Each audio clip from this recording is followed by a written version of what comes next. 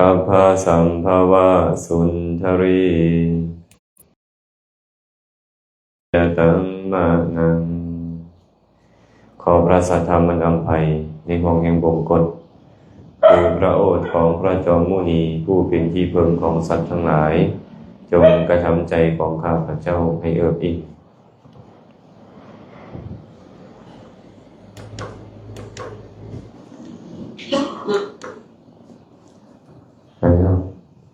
วันนี้ก็เดินทางมาฮอดบ้านศาลาเลี้ยวนี่มันเป็นอย่างกับไม้มั้งติจะไม้หาไม้ว่าหลายอันมันก็เป็นคือเก่าอยู่เนาะ มาฮอดบ้านศาลาเลี้ยวเมืองสองคอนแข่งสวรรณเขตเมื่อนี้ก็วันที่27เนาะเดือน12ปี2025ใกล้ปีใหม่เขาก็มาส่งท้ายปีเก่าก่อนหมู่เลยย่างส่งท้ายปีเก่า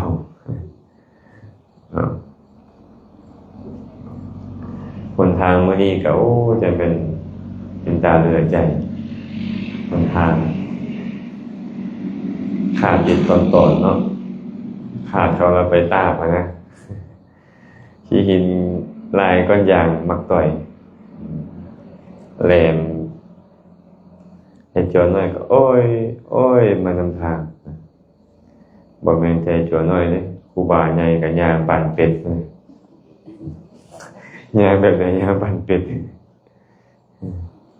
แต่ก็มาฮอดจุดหมายจนได้นะมื้อนี้ก็ยังพอมีเหือมีแหงก็พร้อมกันฟังธรรมสนทนาธรรมตามสมควร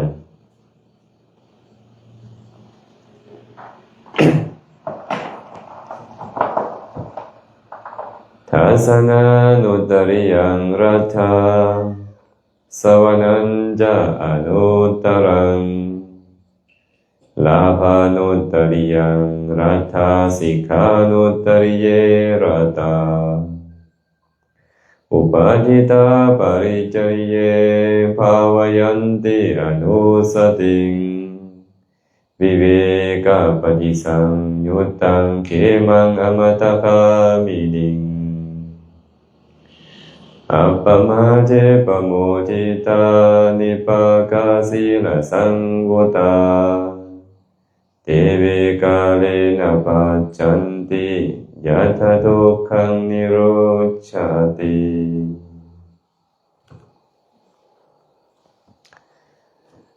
พุทธบทนี้พระสัมมาสัมพุทธเจ้าตรัสไว้ในคัมภีร์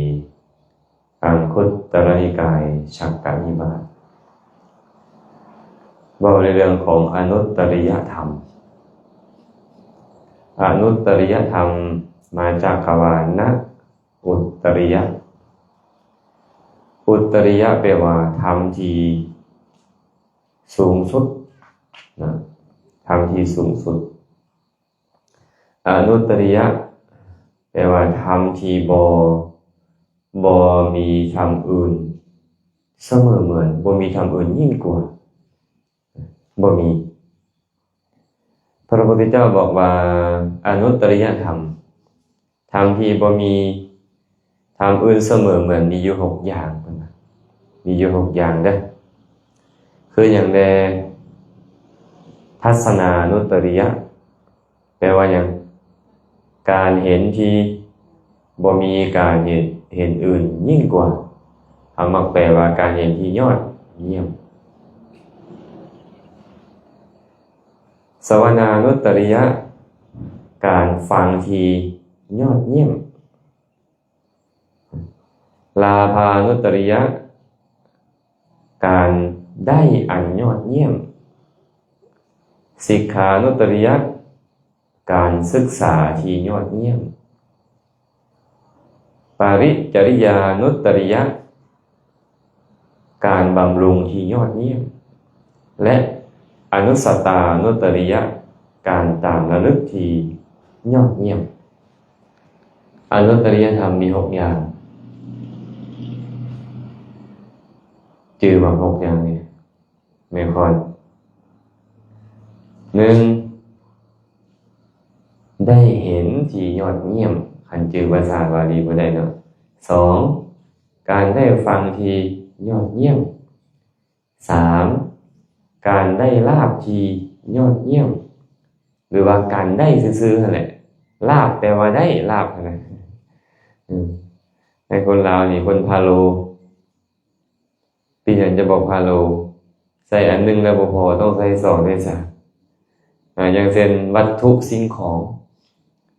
วัตถุก็คือสิ่งของไม่บอกยังมาเติมสิ่งของซะอีกก็อาตมาก็เลยเอิ้นว่าคนพาโลซะเด้ออันนี้คือการลาภานุตตริยะแปลว่าการได้อันยอดเยี่ยมยังบ่พอพวกเขาเนี่ยเขายังตื่มมาได้ลาภ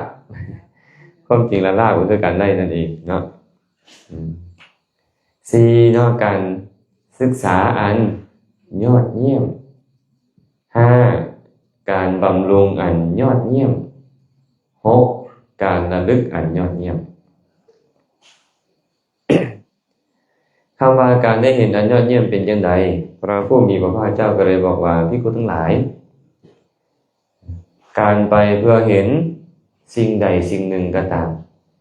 บอกว่าจะเป็นการเห็นท้าวพญามหากาษัตริย์บอกการเห็นอีหยังต่างๆที่มีในโลกนี้นะก็มีอยู่ค่อยบ่ได้ว่าบ่มีได้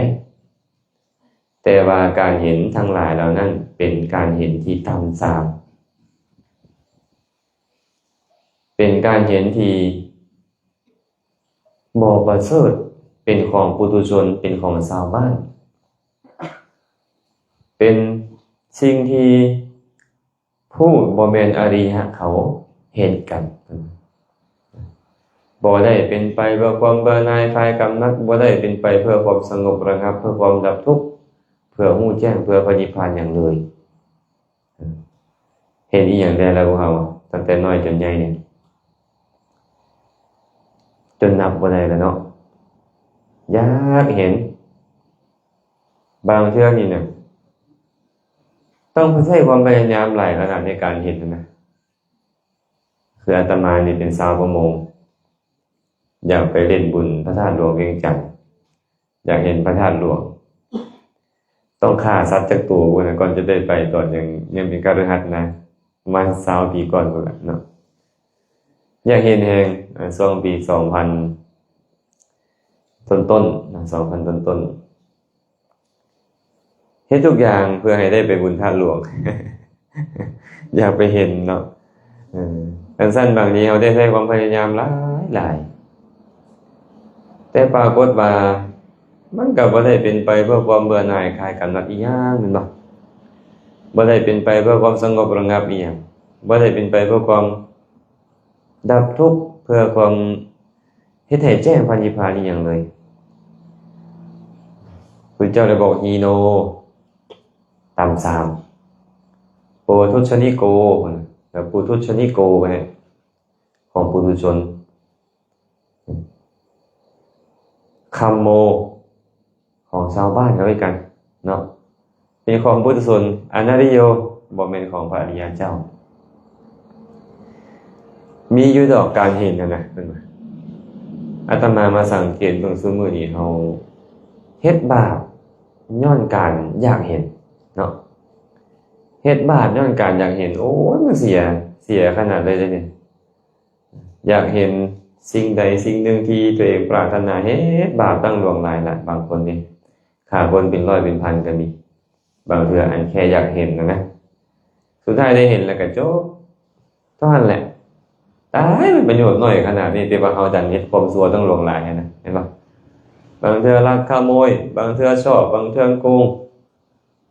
เฮ็ดทุกอย่างนั่นแหละแต่สุดท้ายแล้วก็ผ่านไปแล้วก็จบ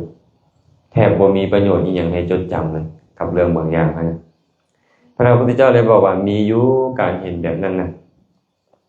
แต่ว่ามันเป็นของต่ำทรามเป็นของชาวบ้านเป็นของปุถุชน บ่เป็นของพระอริยเจ้าบ่เป็นไปเพื่อความเบื่อหน่ายคลายกำนัดเพื่อความสงบระงับเพื่อความรู้แจ้งเพื่อพระนิพพานอีหยังแต่ว่าบุคคลใดก็ตาม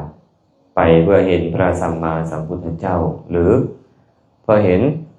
สาวกของพระสัมมาสัมพุทธเจ้าพระองค์นั้นนั่นแหละเป็นการเห็นอันประเสริฐบ่มีการเห็นอื่นยิ่งกว่าเป็นไปเพื่อความบริสุทธิ์ของสัตว์ทั้งหลายเป็นไปเพื่อความดับทุกข์โทมนัสก้าวร่วงทุกข์โทมนัสเพื่อความรู้แจ้งเพื่อพระนิพพานนี่แหละเขาเอิ้นว่าการเห็นอันประเสริฐทัศนานุตตริยะไปเพื่อเห็นพระพุทธเจ้านี่นะได้เห็นแล้วศรัทธาประสาทะมันเกิดขึ้นบางคนบรรลุมรรคผลนิพพานได้เพราะการเห็นพระพุทธเจ้าบางคนได้เคยมีพระองค์หนึ่ง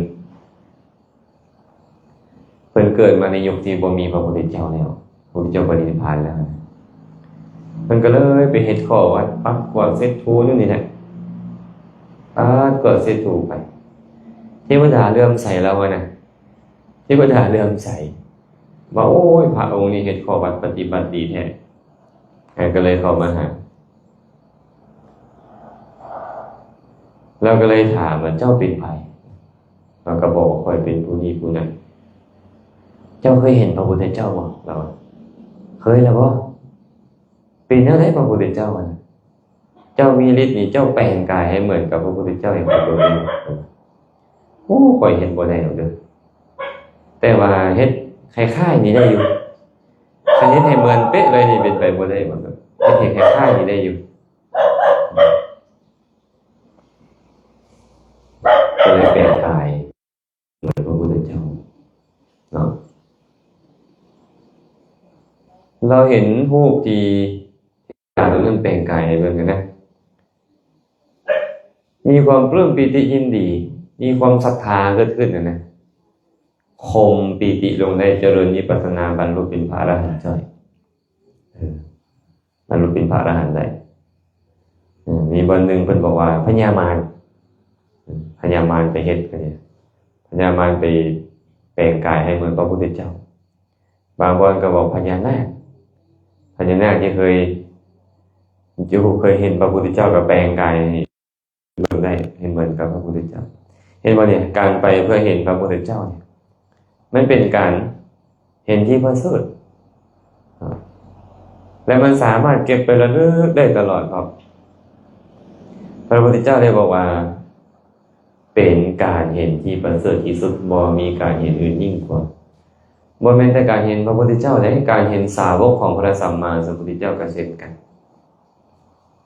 บ่ว่าจะเป็นพระสารีบุตรพระโมคคัลลานะเป็นต้นเนาะการได้เห็นท่านทั้งหลายเหล่านั้นน่ะมันเห็นกิเลสระงับเฮาไปบ่เห็นบางเทื่อก็ไปเมืองนอกเมืองนาเนาะบางเทื่อไปยุโรปไปญี่ปุ่นเกาหลีไปเห็นแล้วมีแต่ตัณหาเกิดกิเลสเกิดแม่นบ่แต่ว่าไปเห็นพระเจ้าประสงค์ไปเห็นผู้ทรงศีลกิเลสมันระงับมันต่างกันเนาะมันต่างกันแบบนี้สวนานุตตริยะได้เป็นแนวใดสวนานุตตริยะแปลว่าการได้ฟังอันประเสริฐพระพุทธเจ้าบอกว่าบุคคลไปเพื่อฟังเสียงข้องเสียงกลองเสียงพิณเสียงน้อยๆเสียงใหญ่ๆก็ตามหรือเสียงของสมณะพราหมณ์ผู้มีความเห็นผิดมีทิฏฐิวิปริตมีการปฏิบัติผิดการฟังแบบนั้นก็มีอยู่เด้อแต่การฟังแบบนั้นบ่ได้เป็นไปเพื่อความสงบระงับบ่เป็นไปเพื่อความรู้แจ้งเพื่อตรัสรู้เพื่อปฏิภาณอีหยังเป็นของปุถุชนเป็นของชาวบ้านนั่นแหละบ่แม่นของพระอริยเจ้าเพิ่นเฮาเคยฟังเสียงอีหยังม่วนที่สุดจื้อได้บ่จื้อบ่ได้เนาะมันหลายหมดเลยครับมันหลายหมดแล้วโดยเฉพาะเพลงออกใหม่ๆถ้าเบิ่งเด้อนี่ปีใหม่สากลปีใหม่ลาวมันจะมีซิงเกิลออกมา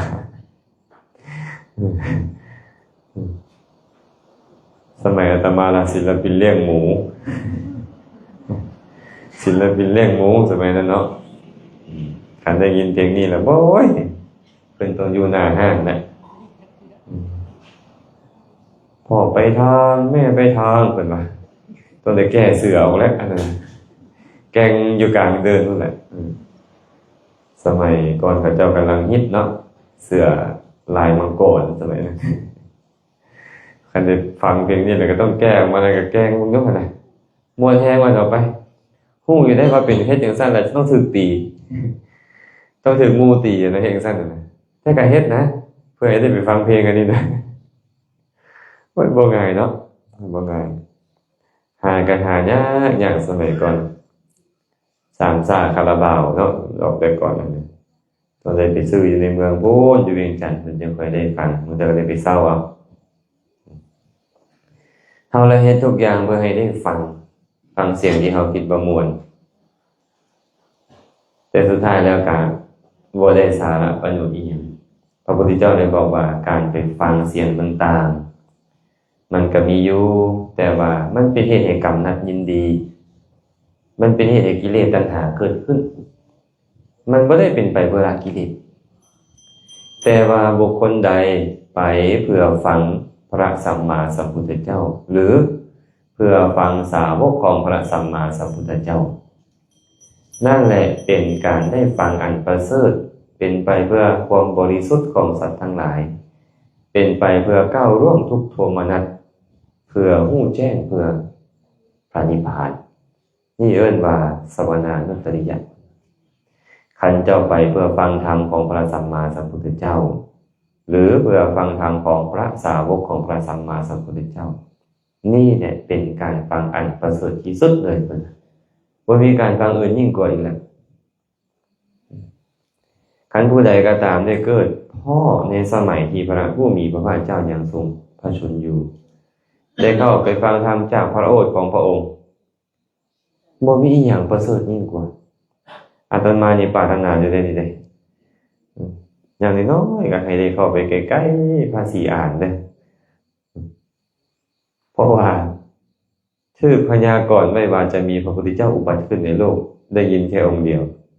คือพระศรีอริยเมตไตรอื่นจากนี้บ่มีอะไรบ่ได้ยินเลยบ่เคยเห็นอีกว่าจะมีพระพุทธเจ้าองค์อื่นเกิดขึ้นต่อจากพระศรีอานก็เลยว่าปรารถนาเฮ็ดบุญอย่างกับปรารถนาขอให้ได้เข้าไปใกล้ๆพระศรีอานได้มอบลงใกล้พระบาทเพิ่นได้เอาปากไปจูบพระบาทเพิ่นเด้อให้ได้ฟังธรรมจากเพิ่นบ่บรรลุก็อยากเข้าใกล้พระพุทธเจ้าอยากฟังธรรมของเพิ่นอยากสั่งสมเหตุปัจจัยนะคันผู้ใดได้เข้าใกล้ถือว่าโชคดีเนาะพระเทวทัตนี่โชคดีบ่พ่อแม่ออกมาได้เห็นพระพุทธเจ้าพร้อมได้ฟังธรรมของพระพุทธเจ้าพร้อมโชคดีบ่ดีหรือบ่ดีมันก็ดีติบ่เอาดีพี่สังคือตกนรกอเวจีพุ่นน่ะจ้ะบ่ได้ตกนรกย้อนเราฟังธรรมตกนรกย้อนเราแบ่งแยกสงฆ์ตกเราเฮ็ดอนันตริยกรรมแม่นบ่เฮ็ดเลือดพระพุทธเจ้าให้ห่อแบ่งแยกสงฆ์เบียดเบียนพระพุทธเจ้าการฟังธรรมของเรามีประโยชน์บ่มีประโยชน์แน่นอนเจริญฌานอภิญญาได้พุ่นนะเหาะเหินเดินอากาศได้เราฟังธรรมแล้วไปปฏิบัติน่ะสุดท้ายก่อนเราจะตายเราใส่กระดูกคางเรากับลมหายใจเราบูชาพระพุทธเจ้าได้ก่อนที่เราจะตายเดินทางอยากจะไปขอขมาพระพุทธเจ้าพระพุทธเจ้าก็บอกกับพระอานนท์ว่าจังได๋เทวทัตก็จะบ่เห็นเฮาดอกอานนท์เอ้ยมาบ่ฮอดดอกใกล้สิฮอดแล้วนะฮอดประตูวัดแล้วนะขอลงอาบน้ำซะก่อนล้างตัวซะก่อนพอแต่ลงจากแค่ที่เขาหามมาแผ่นดินแยกออกเลยดูดลงเลยไฟนรกกับลุกเปื้อขึ้นมาแผ่นดินดูดเราลงไปแล้วเหลือแต่คางเรากับลมหายใจดูดคาคอนี่แหละนะเราก็เลยน้อมพระพุทธเจ้าว่าขอน้อมแด่พระพุทธเจ้าพระองค์นั้นผู้เป็นเทพยิ่งกว่าเทพต่อข้าพระบาทนี้ขอถึงพระองค์ว่าเป็นสรณะ ขอถึงพระองค์ว่าเป็นสรณะขอน้อมลมหายใจและกระดูกคางของข้าพระบาทบูชาคุณของพระพุทธเจ้าพระองค์นั้นแล้วก็ตายใครเราเคยได้ฟังครูบาอาจารย์เทศน์มาใช่อาจารย์คันมาบูชาพระพุทธเจ้าเป็นบุญเป็นกุศลนึกถึงพระพุทธเจ้าเป็นบุญเป็นกุศลใจมันก็น่าจะดีตอนใกล้ตายคันใจดีตอนใกล้ตายจิตเตอาสังกิริเถสุขติปาติกังขาใจบ่เศร้ามองตอนใกล้ตายมันน่าจะไปสวรรค์บ่แม่นบ่แม่นบ่แม่นจอยบ่เอ้ากับพระพุทธเจ้าว่าอย่างนั้นแท้เนาะแต่ว่าอนันตริยกรรมมันกั้นไว้เหียบห้อยเจ้าระลึกได้แต่ตอนที่ตายแท้มันเดือดร้อนใจมันที่ขาดแท้มันเดือดร้อนเมื่อมันเดือดร้อนนั่นแหละมันการให้เจ้าไปอบายเคยมีพระองค์หนึ่งเป็นบ่พระองค์นี้มันก็เกิดในยุคสมัยพระพุทธเจ้าพระนามว่ากัสสปะเพิ่นก็ขี่เรือไปนะก็เอามือไปจับใบไข่น้ำเพิ่นก็บ่ยอมปล่อยฮู้อยู่ดอกว่าจับแล้วมันจะขาดแต่บ่ยอมปล่อยมันก็ขาดไปโอ้ยอาบัติเล็กน้อยบ่เป็นหยังอาบัติเล็กน้อยว่าซั่นนะเพิ่นก็บ่สนเพิ่นก็ไปปฏิบัติธรรมเฉยผ่านไป 20,000 ปีอายุคนสมัยนั้น 20,000 ปีได้บาดมือสิตายมานึกถึงเรื่องนี้เรื่องที่ศีลตัวเองดังพ่อยตายแล้วไปเป็นสัตว์เดรัจฉานใครแน่แต่บ่ตกนรก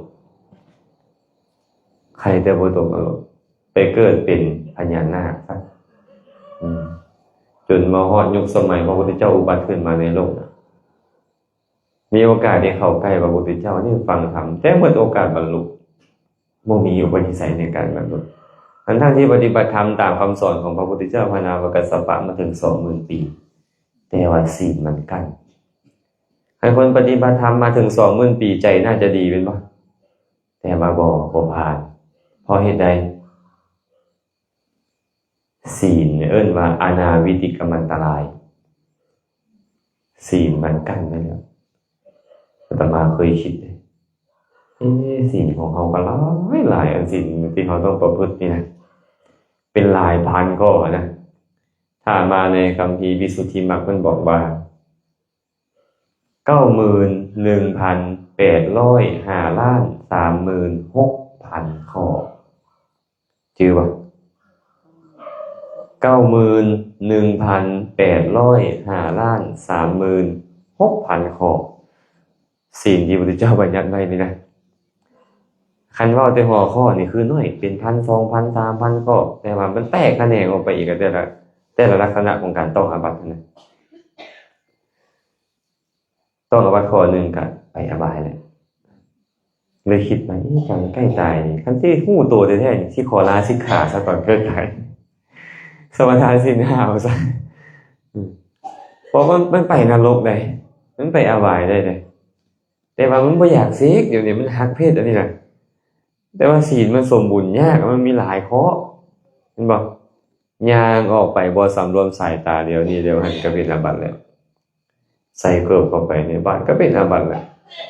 ดูนุ่งผ้าย่อยหน้าย่อยหลังก็เป็นอาบัติแล้วหัวเสียงดังอยู่ในบ้านก็เป็นอาบัติลมกันเสียงดังก็เป็นอาบัติเบิ่งดูให้พอมีออกว่าเฮ็ดจังได๋ดีล่ะพระนี่จะรอดจากนรกนี่สมัยก่อนเขาอยากพ้นทุกข์อีหลีแล้วเขาสำรวมอีหลีก็จึงได้สมาธิจึงได้ปัญญาเจริญวิปัสสนาและบรรลุธรรมได้คือพวกเขานี่บ่แม่นขนาดนั้นน่ะที่เนาะอยากพ้นทุกข์อยู่แต่ว่าความสำรวมของพวกเขาบ่ถึงขนาดนั้นยังห่วงนี่ยังพะวงนั่นยังเห็นแก่สิ่งนี้เห็นแก่ผู้นั่นแม่นบ่ยอมล่วงละเมิดสิกขาบทบางเทื่อก็ได้ไม่ได้จะบอกว่าบ่ได้พ่อขอศีลนี่อันนี้เป็นคารวะ5ข้อจังได๋ถ้าลองคิดเรื่องพระสงฆ์ก็เจ้ายากอยู่เนาะแต่ก็ยังดีที่ก็เจ้ามีโอกาสได้พ่อพระพุทธเจ้าเมื่อได้พ่อพระพุทธเจ้าแล้วก็เป็นอุปนิสัยนะเป็นอุปนิสัยขั้น5พระเทวทัตนี่ยังจะได้เป็นพระปัจเจกพุทธเจ้าในอนาคตเพราะการพ่อพระพุทธเจ้าเนี่ย อันนี้เป็นมาการได้ฟังอันประเสริฐเนาะได้ฟังอันประเสริฐตัวที่3เป็นหยังลาภานุตตริยะเป็นแนวใดบุคคลบางคนในโลกนี้เพิ่นว่าได้สามีได้ภรรยาได้ลูกได้เต้าได้ทรัพย์สมบัติได้สิ่งของต่างๆการได้แบบนี้ก็มีอยู่แต่การได้แบบนี้เนี่ยเป็นของต่ำสามเป็นของชาวบ้านเป็นของปุถุชนบ่เป็นของพระอริยเจ้าบ่เป็นไปเพื่อความเบื่อหน่ายคลายกำหนัดเพื่อความสงบระงับเพื่อความดับทุกข์เพื่อรู้แจ้งเพื่อพระนิพพานได้รถวีโก้คันงามๆสมมุติเนาะหรือว่าได้เป็นเจ้าเป็นนายเป็นทอดพระเจ้าแผ่นดินพุ่นละไปพ้นทุกข์บ่อันคันพ้นทุกข์ได้พระเจ้าแผ่นดินก็กับบรรลุอรหันต์บ่เลยติบ่เนาะแม่นบ่แต่บางครั้งบางคราวก็ต้องฆ่าคนเป็นแสนๆก็มีได้บางคนเพื่อให้ได้เป็นพระเจ้าแผ่นดินเนาะอย่างเช่นพระเจ้าอโศกมหาราชแม่นบ่เฉพาะฆ่าพี่น้องของตัวเองยัง101คนลองมึงดูไม่ออกว่าฆ่าพี่น้องตัวเองซื่อๆน่ะอยากครองราชย์น่ะยัง100กว่าคนแหละบ่จำเป็นต้องเว้าถึงคนอื่นเราฆ่าเบิดฆ่าศัตรูของเราเก่งอ่ะฆ่าหมดเลยบรรลุหยังวะบ่ได้เป็นพระเจ้าแผ่นดินแต่บ่ได้บรรลุหยังคันถ้าหากว่าการได้สิ่งต่างๆเหล่านี้นี่นะมันประเสริฐแท้พระพุทธเจ้าสิสละให้หยังราชสมบัติออกบวชแม่นบ่จะได้เป็นพระเจ้าจักรพรรดิครอบครองโลกพุ่นน่ะแต่บ่แม่นเพิ่นก็เลยบอกว่าการได้สิ่งเหล่านี้ก็มีหั่นแหละบ่แม่นบ่มีได้เงินได้ทองได้ลูกได้เต้าบางคนหาก็เอาลูกไผ่มาก็มีหาก็เอาลูกเขยมาก็มีแม่นบ่บางคนก็หาก็ได้เมียได้ผัวได้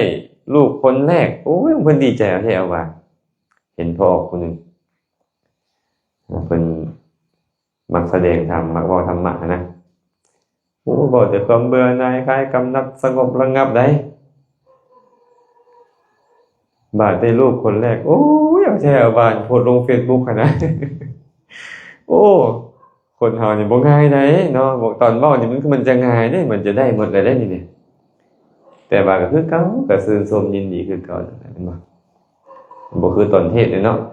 อาตมาคือกันได้ตอนเทศน์ก็แนวนึงเด้มันก็ต้องเว้าตามความเป็นจริงตอนเทศน์แม่นบ่ตอนเทศน์แท้ๆนี่ได้สำาใดอันนั้นอีกเรื่องนึงได้ฉะนั้นการได้สิ่งต่างๆมันเฮ็ดให้เฮาดีใจเฮ็ดหยังให้เกิดขึ้นตัณหาให้เกิดขึ้นเห็นบ่ถ้ามีตัณหาแล้วอีหยังต่อมาบ่เนี่ยแสวงหาเนาะพระพุทธเจ้าบอกว่าแสวงหาแล้วก็ได้มาแล้วก็เริ่มเฮ็ดหยังวินิจฉัยจดจ่อแม่นบ่หมกมุ่นแล้วก็พัวพันและยึดมั่นห่วงแหนคุ้มครองป้องกันดูแลคำด่าคำว่าการถือศาสตราอาวุธมาเมิดได้บ่เนี่ยความชั่วไล่ตามหมดเลยเพิ่นจึงบอกว่าได้มาแบบนี้มีอยู่แต่มันบ่ประเสริฐสมมุติว่าเขาแต่งตั้งให้พ่อพงษ์นี่เป็นท้าวพญาผู้ครอบครองโลกเลยสิมีบ่คนอื่นอยากได้ตำแหน่งนี้มีเนาะเฮาสิฆ่าพ่อพงษ์ทิ่มอยู่ได้นี่ประเสริฐบ่แบบเนี้ยบ่เนาะมันเทื่อเขาบ่ใส่คนอื่นฆ่าคนอยู่ข้างๆนั่นแหละมันเทื่อก็ให้เมียฆ่าก็มีได้ไม่จ่อยอาตมาเคยไปอ่านพงศาวดารของศรีลังกาเอิ้นว่าคัมภีร์มหาวงศ์นะเกี่ยวกับพระพุทธศาสนาเกี่ยวเนื่องกับการเมืองของเขาท่านผู้ใดเคยไปอ่านเนี่ยโอ้ยอยู่ศรีลังกาทุกยุคทุกสมัยเลยพุทธศาสนาคันพระราชาผู้เริ่มใส่ศาสนาขึ้นของราชย์เจริญคันพระราชาบ่ได้ของราชย์ขออภัยพระราชาผู้บ่เริ่มใส่ขึ้นของราชย์เสื่อมสลับกันไปสลับกันมาเป็นพันๆปี 2,000 ปีได้ศรีลังกานี่เป็นไง มีเรื่องของมเหสีของพระราชาพระองค์หนึ่งงามอาตมาเนี่ยเมื่อแล้วคือสิบ่มีผู้ใดคือจักคนอยู่นี่บ่เข้าเลยงามอ่ะนะพระราชาก็เลยแต่งตั้งเพิ่นเป็นมเหสีแต่ว่าความอิ่มด้วยกามมันบ่มีความอิ่มด้วยกามบ่มีบ่ว่าจะเป็นผู้ชายผู้หญิงก็ตามเนาะเราก็เสพสมอยู่กับพระราชานั่นแหละดนไปอุ้ยเบื่อแหละฆ่าทิ่มเอายาพิษเอาอย่างไปกินนะฆ่าทิ่มไปแต่งตั้งอำมาตย์นั้นมาเป็นพระราชาและอยู่กินกับพระราชากับอำมาตย์นั้นทีไหนอยู่พร้อมไปรายเดือนแล้วเบื่อได้มาเบื่ออีกเลยฆ่าทิ่มไปเอาสร้างตัดผมมาสร้างตัดผมประจำเมืองนะก็อยู่กินไปรายเดือนแล้วก็เบื่ออีกแล้วเอาคนยามประตูมาทหารยามประตูมารอที่สันเนาะเอาไหมไม่ก็เหมือนจะดีนะเฮ็ดแบบนี้ไป6 คนฆ่าทีม6 คนเอามาเป็นผัวแล้วก็ฆ่าทีมนี้เนาะคนที่7เอามาอีกจนว่าลูกชายของพระราชาพระองค์แรกนะเห็นว่าโอ้ยบ่เหมาะแล้วพระมเหสีเฮ็ดแบบนี้จับมเหสีตัวนี้ไปฆ่าทีมจับมเหสีตัวนี้ไปฆ่าทีมซะบางทีเขาบ่ได้ใส่คนอื่นฆ่าเด้เขาใส่ผัวใส่เมียเจ้านั่นแหละใส่ลูกใส่เต้าเจ้านั่นแหละใส่คนใกล้ตัวเจ้านั่นแหละมันประเสริฐกว่าการได้สิ่งเหล่านี้มา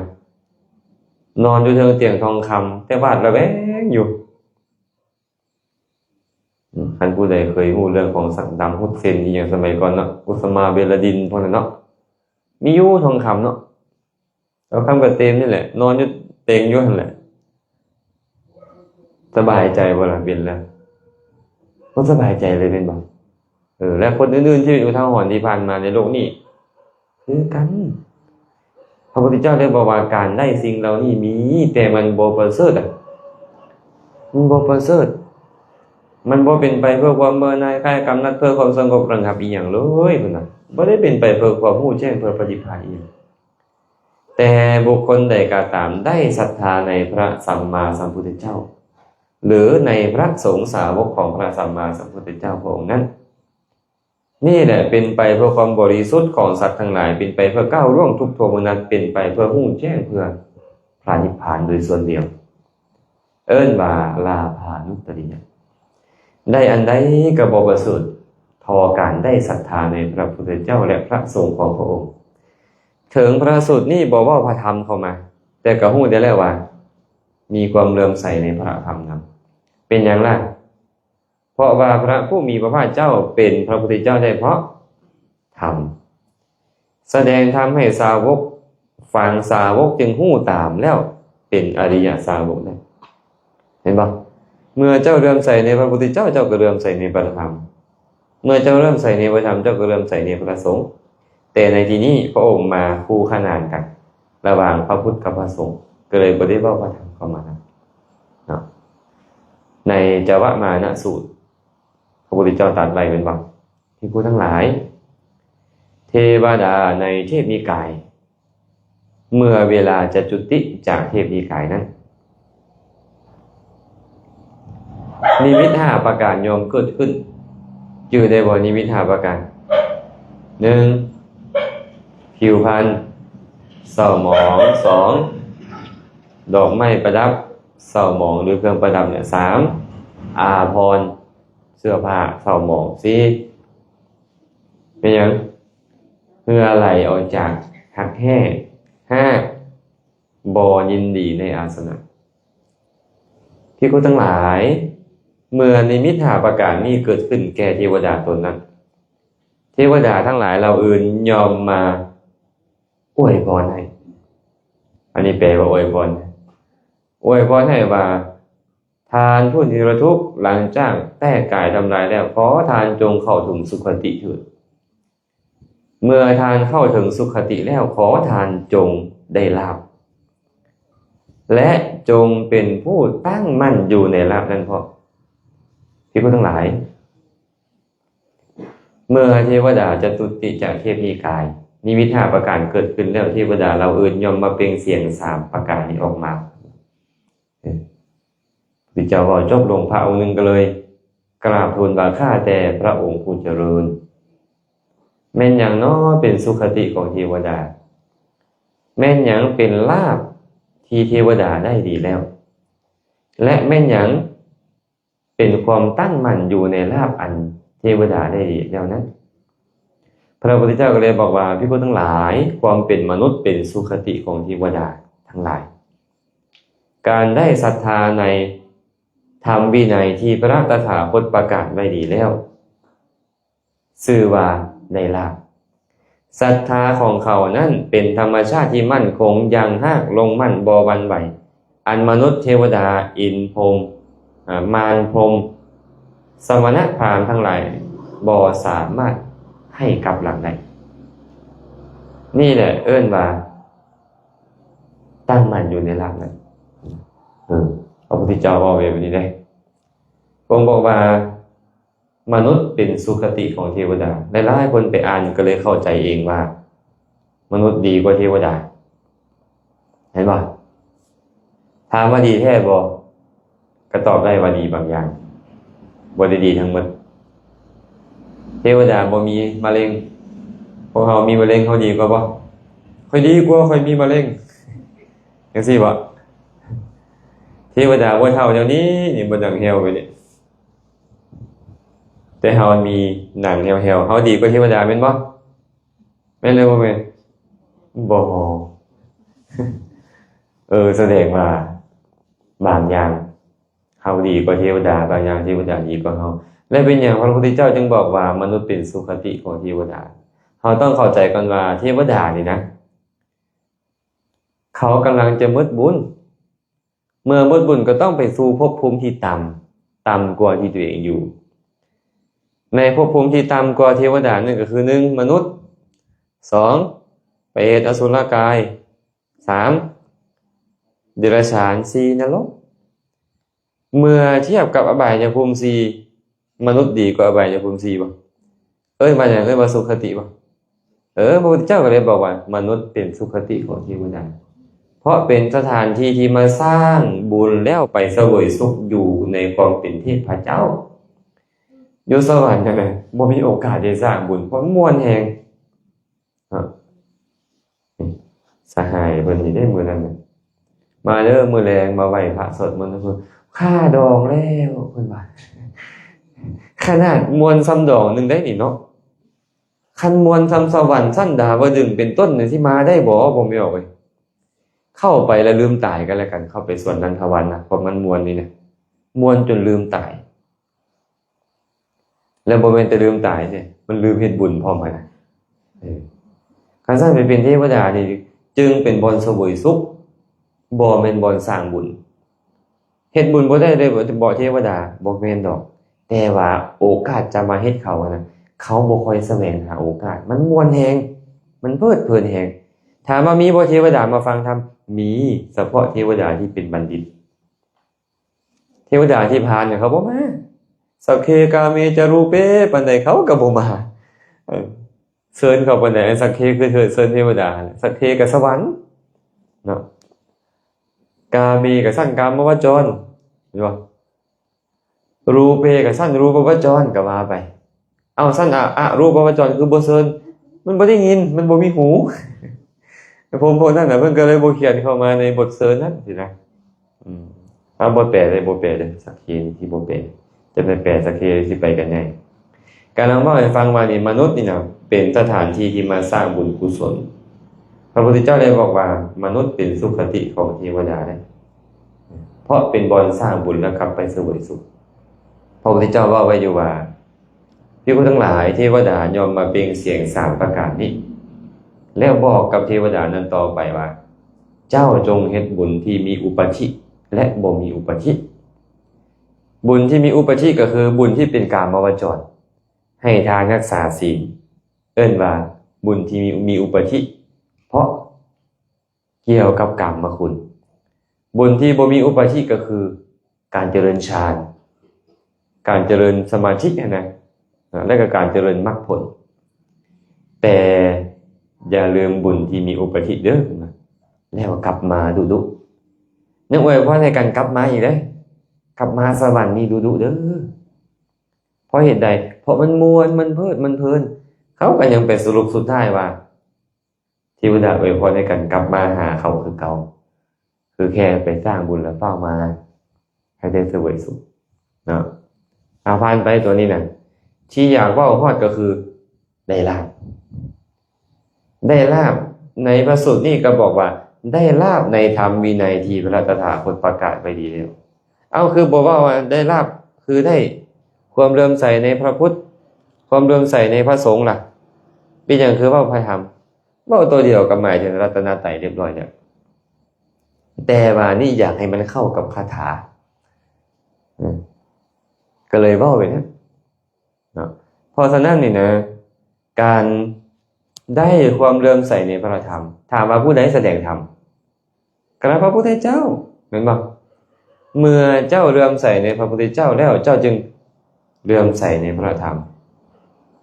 เมื่อเจ้าเลื่อมใสในพระธรรมแน่นอนแหละเจ้าก็ต้องเลื่อมใสผู้ประพฤติตามธรรมนั่นแล้วบรรลุคุณธรรมเพิ่นจึงบอกว่าเป็นลาภอื่นบ่มีเทวดายังอยากให้กันได้ลาภแบบนี้อันนี้เรียกว่าลาภานุตตริยะข้อที่4สิกขานุตตริยะพี่คุณทั้งหลายการไปศึกษาศิลปะสร้างศิลปะม้าศิลปะรถศิลปะการยิงธนูอีกอย่างเป็นต้นหรือศึกษาในธรรมของนักบวชสมณพราหมณ์ที่มีความเห็นผิดมีการปฏิบัติผิดการศึกษาแบบนี้ก็มีอยู่แต่ว่าการศึกษาแบบนี้บ่ได้ประเสริฐเลยเป็นของชาวบ้านเป็นของปุถุชนบ่เป็นของพระอริยะบ่เป็นไปเพื่อความเบื่อหน่ายคลายกำหนัดเป็นต้นเรียนจบปริญญาเอกมาฆ่าตัวตายกันหลายเห็นบ่ถึกบ่ประเสริฐบ่ล่ะแบบนี้ก็ยังบ่ประเสริฐเนาะแต่ว่าประเทศให้เลี้ยงชีพได้บ่ได้แต่ยังบ่เอิ้นว่าประเสริฐสำหรับพระพุทธเจ้าว่าบางคนเรียนน้อยเรียนหนังสือน้อยนะโกงหมู่บ่ค่อยเป็นคนเรียนหลายขึ้นมาเด้ทุกบ่แม่นโกงแต่หมู่แต่โกงบ้านโกงเมืองพูดแม่นบ่บางทีนี่บ่ธรรมดาเด้อันแห่งการศึกษาสูงส่งขึ้นไปประเสริฐเวลาแบบนี้มันก็บ่ประเสริฐเห็นบ่วิธีการฆ่าคนอื่นนี่แนบเนียนกว่าเก่าอีกอันเรียนสูงๆมาเนาะถึกว่านี่อันคือพวกเขานี่ปึกๆนี่จะจับค้อนไปใส่รถพวกเขาเนาะแต่ข้าเจ้าบ่แม่นใดเจ้าคิดวิเคราะห์ประมาณฮอดนี่ต้องให้เป็นแบบนี้แล้วตายสาวหาตัวเขาบ่ฮอดพุ่นน่ะว่าพระราชสลัดได้ประเสริฐว่าอะไรแบบเนี้ยบ่ประเสริฐพระพุทธเจ้าก็เลยเว้าไว้ในปราภวสูตรสุวิชาโนภวังโหติทุวิชาโนปราภโวไปได้ยินบ่ธรรมะกาโมภวังโหติธรรมะเทศสีปราภโวผู้ฮู้ดีเป็นผู้เจริญผู้ฮู้ชั่วเป็นผู้เสื่อมผู้หักธรรมพอใจในธรรมเป็นผู้เจริญผู้สั่งธรรมเป็นผู้เสื่อมไอ้คำว่าฮู้ดีเจริญฮู้ชั่วและเสื่อมนี่เป็นหยังจังเสื่อมฮู้ชั่วแค่เจ้าไปฮู้มันก็เสื่อมบ่แฮงแล้วเจ้าไปเฮ็ดตามความฮู้มันก็แฮงเสื่อมแม่นบ่เพิ่นก็เลยบอกว่าผู้ฮู้ชั่วเป็นผู้เสื่อมเพิ่นเป็นผู้เสื่อมอันนี้คือการเจ้าไปศึกษาศิลปะวิทยาอย่างใดอย่างหนึ่งมาก็ตามที่มันบ่เป็นไปเพื่อความพ้นทุกข์นี่มันก็ยังชื่อว่าทำซ้ำจบมาจะใส่ก็ตามก็ยังชื่อว่าทำซ้ำอยู่บางเทื่อจบมาก็แฮงมานะหลายขึ้นเลยเนาะบางคนนี่นะหมู่บ่เอิ้นทานด็อกเตอร์กัดแขวใส่หมู่กอดพุ่นน่ะเพิ่นจบปริญญาเอกไว้นี่เนาะอยากให้หมู่เอิ้นด็อกเตอร์จักหน่อยสินะ หมู่บ่เอิ้นนี่แหละอ๋อกัดแขวก่อนกอดอยู่บางคนอาตมาจากกวนอาจารย์คนหนึงเพิ่นทักทายกันอาจารย์ใหญ่มหาอุดรมันก็มีพระเถระที่รุ่นราวคราวเดียวกับเพิ่นนะก็มาพ้อกันเพิ่นได้เลยเป็นประธานอบสแข็งอาจารย์องค์นั้นเนาะเพิ่นก็มาพ้อกันก็มากราบมาไหว้กันเป็นจังได๋อาจารย์มาจังได๋ก็มาแล้วนี่แหละบ่ได้เอามานำที่เจ้าแข็งกันนะ บ่ได้เอามานำที่คันเอาเจ้าแข็งมานี่กันล้มนำกันบ่ได้คันน้อยได้ล้มบ่ได้บางเทื่อมันค้ำคอเนาะความเป็นใหญ่เป็นโตนะเนาะมีความรู้หลายหรือมียศมีหยังกันมันค้ำคอเอาไว้มันก็ล้มกันยากหน่อยนึงเด้มันก็ว่าอย่าเอามาเด้ออย่าเอามานำคือกันแหละมีปริญญาเอกก็จะเอามานำเด้อมีปริญญาโทปริญญาตรีก็จะเอามานำให้ร่วมกันเป็นกันได้นะเนาะเห็นป่ะแต่ก็ยากก็เวลาเขาศึกษามาเนี่ยก็อยากให้หมู่อื่นให้สมศักดิ์ศรีเนาะบางคือพระกะไปจบมหามาสินะไปจบภาษาบาลีมาเนาะสอบมหาได้ทานมหาคันบ่เอิ้นมหาก็เริ่มอยากเครียดแล้วเด้ มหาแปลว่าอย่างเดียวไม่หายแปลว่าใหญ่เนาะทานใหญ่ มันเป็นหลายความหมายแปลว่าประเสริฐก็ได้เคยเว้าหยอกหมู่ตอนเขาสอบได้มหานะระวังเด้อออกประตูบ่ได้เด้อมันใหญ่กว่าเก่าได้เป็นมหาเลย ออกประตูยากได้ก็ธรรมดาการศึกษาอย่างใดอย่างยากกว่าจะศึกษาสำเร็จแต่ละวิชาการนั่นเลยผู้ใดศึกษาได้ถือว่าดีแล้วเด้โดยเฉพาะนำมาใช้ให้เกิดประโยชน์ได้ก็ถือว่าดีหลายแต่ว่ายังบ่ประเสริฐถ้าหากมันบ่เป็นปัจจัยเพื่อความพ้นทุกข์พระพุทธเจ้าก็เลยบอกว่าการศึกษาศิลปะน้อยใหญ่ทั้งหลายที่มีในโลกอันเนี้ย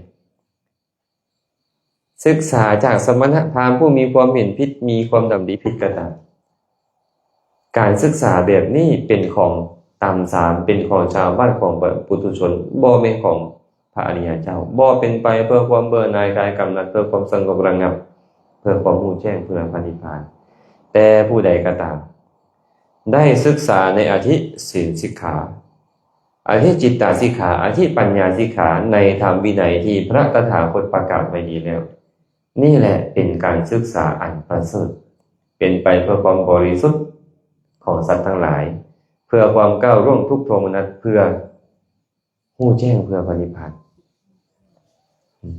นี่เรียกว่าสิกขานุตตริยะศึกษาอีหยังมาได้แล้วครับบางคนบ่จบป.1แต่รู้ว่านี่เป็นศีล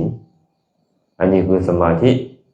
อันนี้คือปัญญาแสดงว่าจะศึกษาที่ประเสริฐนี่แหละคือบันไดไต่เต้าถึงพระนิพพานเห็นป่ะบ่จำเป็นต้องจบสูงเนาะแต่ให้รู้ว่าอันใดเป็นบุญเป็นบาปอันใดเป็นศีลเป็นธรรมอันใดเป็นอธรรมทิ่มอธรรมเอาแต่ธรรมอันนี้ประเสริฐแต่ถ้าหากว่าจบสูงทรงปานใดก็ตามจบพระไตรปิฎกทั้งหมดเลยก็ตามได้นี่แต่ว่าบ่ได้สนศีลบ่ได้สนธรรมบ่ได้สนความถูกต้องบ่ถูกต้องเลยก็บ่ประเสริฐอีหยังอาตมายังมาคำเบาของ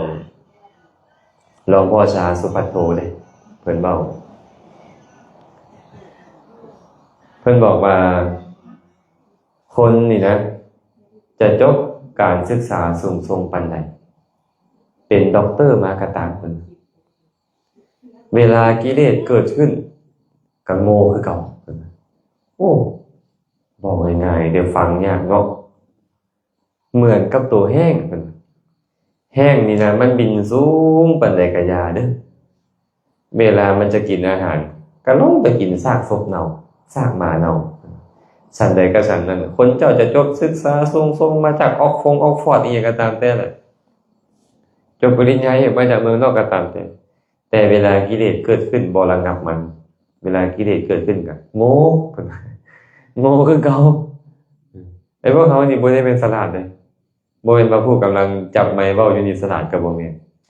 เนาะก็เลยบ่ได้ไปตำหนิผู้ใดอีกได้ประจบการศึกษาสูงๆแต่ว่าหลวงพ่อชาเพิ่นว่าแบบนี้หากกิเลสครอบงำนี่คนดีก็กลายเป็นคนชั่วคนเคยดีก็กลายเป็นคนชั่วแม่นบ่คนมีการศึกษาดีก็เหมือนกับคนบ่มีการศึกษา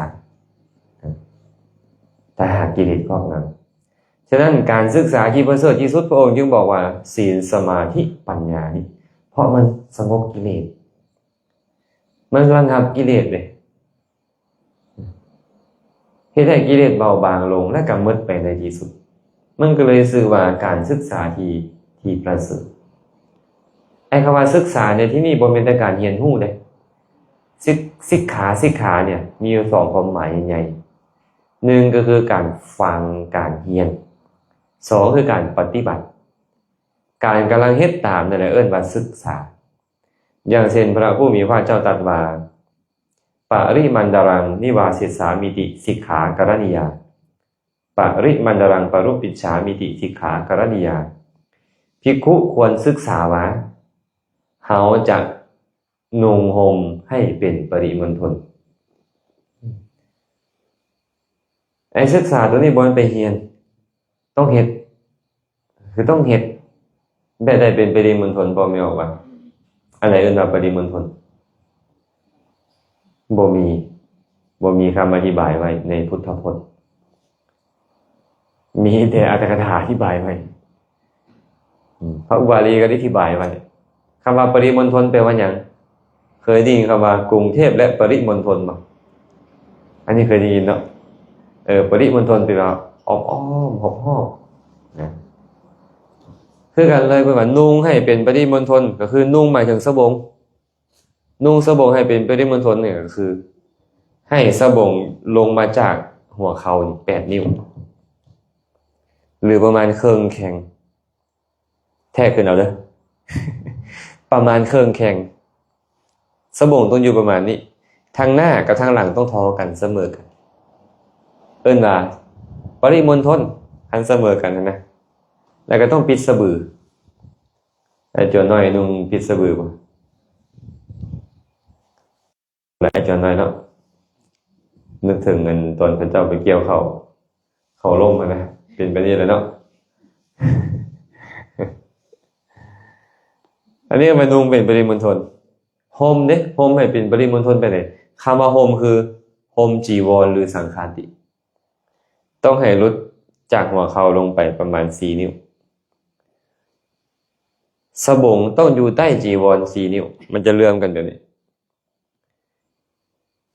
อันนี้เอิ้นว่าปริมณฑลต้องศึกษาคือต้องเฮ็ดนะคันบ่เฮ็ดก็เป็นอาบัติโอ้ยยากในพระเนี่ยบ่คือบ่ไปออกเนาะนุ่งฟาดเขาซ้ำเก่าอันนั้นบ่เป็นอีหยังพระนี่บ่ได้เด้พระนี่มันเดี๋ยวก็ย่อยลงเดี๋ยวก็เขินขึ้นอยู่แต่ต้องใส่ใจต้องพิจารณาอันนี้เรียกว่าคำว่าสิกขาสิกขาที่แปลว่าศึกษานี่ข้อที่5แม่นหยังปาริจริยานุตริยะการบำรุงอันประเสริฐพี่ผู้ทั้งหลายเป็นว่าการที่บุคคลบางคนในโลกนี้ได้บำรุงท้าวพญามหากษัตริย์หรืออำนาจของท้าวพญามหากษัตริย์นั่นหรือเข้าไปบำรุงเศรษฐีมหาเศรษฐีต่างๆหรือบำรุงสมณพราหมณ์คนใดคนหนึ่งที่มีความเห็นผิดมีการปฏิบัติผิดการบำรุงแบบนี้ก็มีอยู่แต่การบำรุงแบบนี้ต่ำสามของชาวบ้านปุถุชนบ่ประเสริฐบ่เป็นไปเพื่อความสงบระงับเพื่อความดับทุกโทมนัสเพื่อความรู้แจ้งเพื่อพระนิพพานนี่บางคนนี่ก็ดีอกดีใจเลยเนาะเพิ่นได้ไปอุปถัมภ์ดูแลท้าวพญามหากษัตริย์ได้เป็นลูกน้องเศรษฐีเป็นลูกน้องเสียนี่เสียนั่นสมมุติสินะเนาะจะเป็นลูกน้องเจ้าใหญ่นายโตเป็นลูกน้องท้าวพญามหากษัตริย์สินะแต่อยากขึงกล้ามนิดนึงเลยเนาะการภาษาวัยรุ่นเขาก็บอกว่าฟรีใส่ขี้แฮเขาว่า เขาก็ว่าเขาประเสริฐแล้วนะก็ว่าเขาประเสริฐแล้วแต่พระพุทธเจ้าบอกว่ามันบ่ประเสริฐเด้อย้อนหยังล่ะเพราะมันบ่ได้เป็นไปเพื่อความเบื่อหน่ายคลายกำหนัดอีหยังบ่ได้เป็นไปเพื่อความสงบระงับเพื่อรู้แจ้งเพื่อพระนิพพานอีหยังดอก แต่ว่าบุคคลใดก็ตามได้บำรุงพระสัมมาสัมพุทธเจ้าและสาวกของพระสัมมาสัมพุทธเจ้าพระองค์นั้นนี่แหละเป็นการบำรุงอันประเสริฐเป็นไปเพื่อความบริสุทธิ์ของสัตว์ทั้งหลายเป็นไปเพื่อก้าวร่วงทุกโทมนัสเพื่อผู้แจ้งเพื่อปณิพพานโดยส่วนเดียวนี่แหละเอิ้นว่าการบำรุงอันประเสริฐผู้ใดได้บำรุงพระพุทธเจ้าผู้ใดได้บำรุงพระสงฆ์สาวกของพระสัมมาสัมพุทธเจ้าชื่อว่าได้บำรุงอันประเสริฐที่สุดได้บำรุงอันประเสริฐที่สุดดูแลเท่าปัญญามหากษัตริย์กบฏบำรุงพระสงฆ์เป็นว่าสิไหนเอาและบำรุงเท่าปัญญามหากษัตริย์เจ้าอาจจะได้ยศอาจจะได้ทรัพย์แต่ว่ามีอบายเป็นที่ไปในเบื้องหน้าได้ถ้าหากเฮ็ดแนวบ่ดีเนาะแต่ว่าบำรุงพระสงฆ์นี่นะ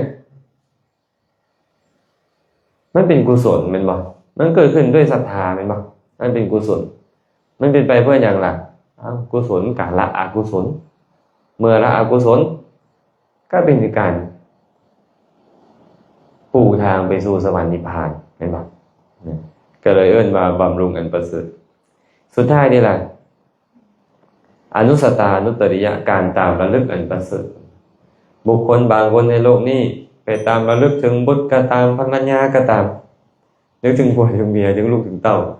นึกถึงทรัพย์สมบัติต่างๆบ่หรือนึกถึงสมณพราหมณ์ผู้มีความเห็นผิดมีการปฏิบัติผิดก็มีอยู่แต่การตามระลึกถึงแบบนี้บ่แม่นการตามระลึกที่ประเสริฐอีกอย่างเลยเป็นของชาวบ้านเป็นของปุถุชนบ่แม่นของพระอริยเจ้านั่นแหละบ่ได้เป็นไปเพื่อความเบื่อหน่ายคลายกำหนัดเพื่อความดับทุกข์เพื่อรู้แจ้งเพื่อปฏิภาณนี้อาตมาสังเกตบนตัวเองอันนี้บ่ว่าหมู่หรอกนะย่างมานำทางนี่นะก็พยายามเลยเด้เอาสติมากำหนดฮู้ทุกก้าวย่างพยายามเลยบ่พอเท่าไหร่เอาไปอีกแล้วรถไกลวุ่นมาเฮ้ยมันเสียดเขาบ่เสียดพวกพระเนรว่าไปเลยหายแล้วมันจะกับพยายามเอาสติมาระลึกอยู่เนี่ยในธรรมนั่นน่ะในกายใช่มั้ยมันจะกับพยายามระลึกถึงพระพุทธเจ้าพระธรรมพระสงฆ์อยู่มันจะกับพยายามเจริญเมตตาให้คนทั้งหลายอยู่ในบริเวณที่ตัวเองเดินไปทางไปฮอดแต่ว่าโอ้บ่ง่ายเด้บ่ง่ายอันเฮาอยากระลึกแนวดีนี่มันบ่ง่ายย้อนหยังมันจะบ่ง่ายน่ะหาระลึกถึงแต่แนวบ่ดีคันมาสั่งซาเบิ่งอันมืดๆที่ย่างมานี่นะเอา6ชั่วโมงซั่นมื้อนึงเนาะเช้า3ชั่วโมงแลง3ชั่วโมงนี่นะสิมีอยู่บ่อันจัก30นาทีพอระลึกได้นี่แทบจะบ่ฮอดนะเอามันไปแล้วเอากลับมาตั้งไว้คันบ่ฮอดป้ายตัวนั้นค่อยจะบ่เอาสติออกจากกายตั้งไว้อยู่ได้ย่างไปนั่นแหละเพราะย่างไปนี่เขากราบเขาไหว้ได้คันเจ้าบ่มีคุณธรรมนี่มันโมฆะได้นี่ได้เบิ่งดูไปฮอดบ่ได้ญาติโยมก็อนุโมทนาบุญนั้นเด้ออาจารย์เจ้าเอาบุญใส่มาให้เขาก็บอกตัวเองนี่นะเจ้าต้องมากำหนดปฏิบัติธรรมไปนำปฏิบัติธรรมไปนำสินะย่างก้าวไปกับพยายามระลึกแต่มันก็ได้แหละบ่ได้เลยมันเป็นปกติแต่ว่าก็ต้องพยายามเฮ็ดแบบนี้มันต้องพยายามบ่คือการระลึกถึงอย่างอื่นบ่ต้องพยายามหยังไปแล้วผู้เดียวก็ไปผู้เดียวก็ไปนึกถึงแนวบ่ดีนะบางเทื่อก็ไอ้จวนน้อยเริ่มรวมกันเว้ยน้อยเอ้ยน่ะมันไปจังไห้เขาเจ้ากันน่ะสิรวมกันเฮ็ดอีหยังมันไปแบบนี้อยู่เรื่อยๆเพราะเขามันระลึกถึงแต่หนึ่งอย่างนี้เป็นบ่เวลาเห็นคนอื่นเอาแล้วไปวิเคราะห์เขาแหละไอ้วิเคราะห์กับอันจับผิดนี่มันคล้ายๆกันซะด้วยเด้นี่นะบางเทื่อก็ไปจับผิดเขาซ้ำๆโอ๊ยบ่ได้แล้วเจ้าคิดผิดแล้วมากลับมาหาตัวเองอีกแต่ก็ดีอยู่เลยมันได้ฮู้ว่าอันนี้ความคิดนี้บ่ดีเด้ความคิดนี้ดีเด้เบิ่งตัวเองอาตมาว่าน่าจะคุ้มค่าจนถึงวันนี้นี่นะพยายามมา5-6 มื้อนี่ก็พยายามให้สติอยู่ในกายหลายที่สุดนั่นน่ะบางเทื่อโอ้ยไปแล้วสติไปแล้วเจ็บเหยียบลงแฮงวูดน่ะหินแหลมหายแล้วนึกถึงผู้ข้างหลังนี่โอ้ยเขาสิบ่เหยียบบนเดียวกับเฮานี่บ่ได้ไหวเลยครับ กระทั่งเขาระลึกถึงสิ่งต่างๆเนี่ยร้อยอันพันแนวยันอยู่เว้ยแต่มันบ่เป็นสิ่งที่ประเสริฐอีกแต่เขาระลึกเดี๋ยวก็ขึ้นทอดบัดแล้วโอ้ยแท้ก็บ่มานำอาจารย์ดอกบางคนสิคิดนี่เนาะเดือดร้อนก็ฮอดตีนก็เจ็บหิวก็บ่ยอมให้ฉันอยู่เลยเจ้าน้อยอาจจะคิดได้มันคิดทอดจริงที่สบายนะตามอารมณ์ที่ตัณหามันมักเนาะแต่ว่าบ่แม่นสิ่งที่ประเสริฐเพิ่นว่ามันเป็นเหตุสร้างกิเลสสร้างสมกิเลสแต่การตามระลึกถึงพระพุทธเจ้าหรือสงฆ์สาวกของพระองค์เป็นการตามระลึกที่ประเสริฐที่สุดน้อยๆนึงเป็นอย่างดีถึงเพิ่นจะบอกว่าพระธรรมก็หมายถึงธรรมนำแล้วเนาะถ้าเท่ากับพยายามเด้อครูบาอาจารย์ก็ตามญาติโยมก็ตามอย่าโยมจะเมื่อยอย่าคิดจะเรื่องเมื่อยบางทีมันลืมได้มันลืมเมื่อยมันลืมเจ็บเฮานึกถึงคุณของพระพุทธเจ้าได้สิมาเท่ากันขอน้อมวิริยะอุตสาหะที่ก็น้อยเฮ็ดนี่บูชาคุณของพระผู้มีพระเจ้าเด้อก็ไปต่อเลยเอามาถ่ายไปตัวนั้นเอามากำหนดกายหายไปแล้วแค่เมตตาเอาซะดีที่มันยังสลับไปสลับมาด้วยกุศลอยู่แต่หลายๆครั้งก็อกุศลเหมือนกันก็ขึ้นมาแต่เฮาก็พยายามตามระลึกการสั่นทุกคนกิจกรรมนี้เฮาเป็นการเฮ็ดกิจกรรมนึงปฏิบัติธรรมเคลื่อนที่นี่เห็นบ่เฮาก็บอกว่าจาริกตามรอยธรรมพระพุทธเจ้าจาริกไปพระสงฆ์จาริกไปเพิ่นบ่ได้เฮ็ดแนวอื่นเด้เพิ่นพยายามเฮ็ดแต่กุศลแม่นบ่เฮ็ดแต่กุศลให้เกิดขึ้นบ่ว่าจะด้วยกายด้วยวาจาด้วยใจก็ตามเฮาก็เลยต้องมาพยายามเฮ็ดเหมือนกับเพิ่นบ่เหมือนดอกแต่ว่าพยายามเฮ็ดให้เหมือนอย่างน้อยๆก็พระพุทธเจ้ามีเมตตาต่อคนอ้อมข้างนี่ได้ถ้าก็แผ่เมตตาให้เขาได้แม่นบ่เวลาย่างมาทางเห็นพอออกไม่ออกบางคนเขาบ่มีอีหยังซะนะก็มากราบขอให้มีความสุขเด้อบางคนขี่รถกายสังเกตอยู่เลยบางคนมือปะพวงมาลัยสาธุจะปะดนอะไรได้เอามีเลยเนาะเอาขี่รถมาเราก็เห็นพระกันนะเขาเลื่อมใสเนาะก็ยกมือโอ้สาธุนะแต่บางคนยังเขาปะดนอะไรเนาะถ้ามันเจือกเข้ามาหาเขานะแต่บ่มีหรอกเขาก็พยายามผ่อนลดลงคนที่เขามีศรัทธาอยู่นะอันนี้เรียกว่าอนุสตานุตริยการตามระลึกอันประเสริฐพระพุทธเจ้าเลยบอกว่านี่แหละอนุตริยธรรม6ประการนี้ก็เลยสรุปคาถาสัทธัสสนานุตริยังรัตถาสวนัญจะอนุตรังลาภานุตริยังรัตถาสิกขานุตริเยรตาอุปทิตาปริจริเยทาวยันติอนุสติวิเวกะปฏิสังยุตังเขมังอมตะคาวินิงแปลว่าบุคคลได้ทัศนานุตริยะรัตถาโนได้สวนานุตริยังรัตถาได้อนุตริยะที่เอิ้นว่าทัศนะได้การเห็นอันประเสริฐได้การฟังอันประเสริฐได้ลาภอันประเสริฐได้ศึกษาในสิ่งที่ประเสริฐได้บำรุงที่ประเสริฐและได้ตามระลึกถึงสิ่งที่ประเสริฐเป็นเหตุให้ถึงธรรมอันเกษมจากโยคะเขมังอมตะคามินิให้ถึงอมตะธรรมอมตะเดิมพโมตายคือนิพพานนั่นแหละเขมังคืออันเกษมอัปปมาเทปโมทิตานิปากาสีรสังวุตาเตเวกาลินะปัจจันติยัตถาทุกขังนิรุชติบุคคลนั้นหรือว่าชนนั้นเป็นผู้ที่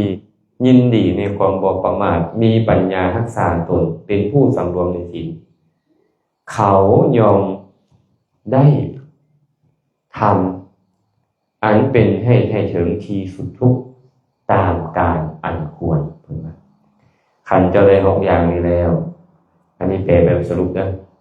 ขันเจ้าใด6อย่างนี้แล้วเจ้าชื่อว่ากำลังได้ทำอันเป็นเหตุให้ถึงอมตะนิพพานอันเกษมเป็นสุขหากเจ้ายินดีอยู่มีปัญญารักษาตนมีศีลยินดีอยู่ในธรรม ที่ตั้งแห่งความประมาทก็คือหกอย่างนี้แหละเจ้าจะถึงที่สุดทุกข์ต่อการบ่หลุดได้อีกอย่างใดในของเราเนี่ยคือตาผู้ใดกระเทิบลงอยู่นี่ได้อย่างใดหกอย่างนี้ได้อย่างใดได้เห็นแล้วเลิศอาจจะบ่ได้เลยพระพุทธเจ้าบ่อยู่แล้วเนาะเห็นบ่พระพุทธเจ้าบ่อยู่แล้วพระสงฆ์ผู้เป็นอริยสงฆ์แท้ๆก็บ่มีแล้วคือกันเป็นบ่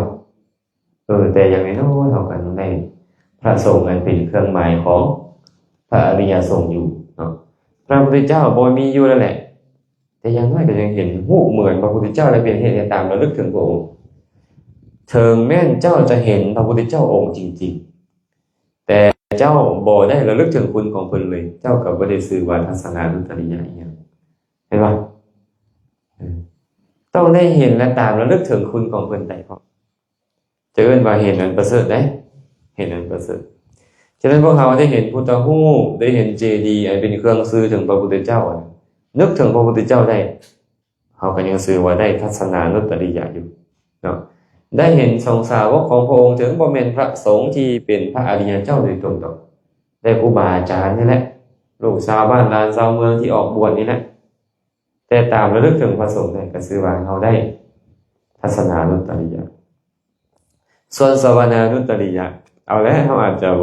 บ่ได้ฟังธรรมจากพระโอษฐ์โดยตรงหรือบ่ได้ฟังธรรมจากพระสาวกโดยตรงแต่อย่างน้อยๆเราก็ยังได้ยินครูบาอาจารย์เอาธรรมะของพระพุทธเจ้าธรรมะของพระสงฆ์สาวกมาเว้าสู่ฟังเห็นบอกว่าสุดๆนี้พระองค์บ่ได้บอกแต่พระพุทธเจ้าได้ไปเพื่อฟังธรรมของพระพุทธเจ้าหรือเพื่อฟังธรรมของสาวกของพระพุทธเจ้าเป็นไปเพื่อความเบื่อเพื่อความบริสุทธิ์ของสัตว์ทั้งหลายเพื่อความ